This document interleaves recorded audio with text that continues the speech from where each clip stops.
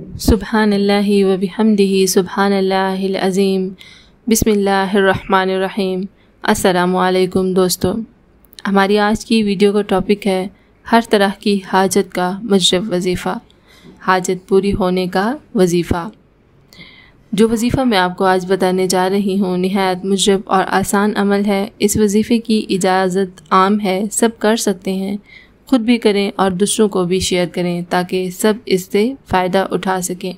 अगर आपकी कोई हाजत है जो पूरी नहीं हो रही, गर्ज़ किसी भी किस्म की हाजत हो, इंशाअल्लाह ताला इस अमल की बरकत से आपकी हर हाजत पूरी होगी। सबसे पहले तो पाँचों नमाज़ों की पाबंदी करें और रिज़्क़ हिलाल का एहतमाम करें। ये अमल आपने जुमरात से शुरू करना है और 7 दिन तक इस अमल को जारी रखना है।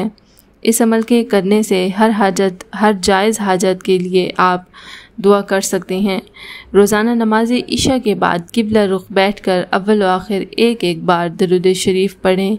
सिर्फ 70 मरतबा ये आयत पढ़ें, या हय्यू या क़य्यूमु बिहक्की ला इलाहा इल्ला अंता सुब्हानका इन्नी कुन्तु मिनज़ ज़ालिमीन। दुआ दोबारा समाअत फरमा लें। ये आयत आप लोगों ने 70 मरतबा पढ़नी है। या हय्यू या क़य्यूमु बिहक्की ला इलाहा इल्ला अंता सुब्हानका इन्नी कुन्तु मिनज़ ज़ालिमीन। ये दुआ पढ़ने के बाद बारगाह इलाही में अपनी हाजत के लिए, जायज़ हाजत के लिए दुआ करें। मतलब अपनी जायज़ हाजत रब्बे करीम की बारगाह इलाही में पेश करें और रोकर फ़कीर बनकर गिड़गिड़ा कर अपने हक़ में दुआ करें। और आपने ये अमल जुमरात से शुरू करना है।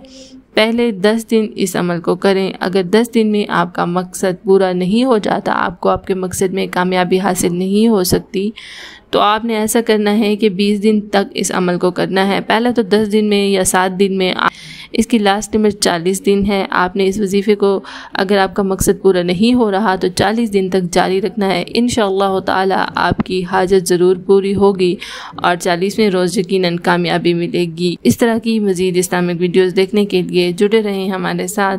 Thanks for watching.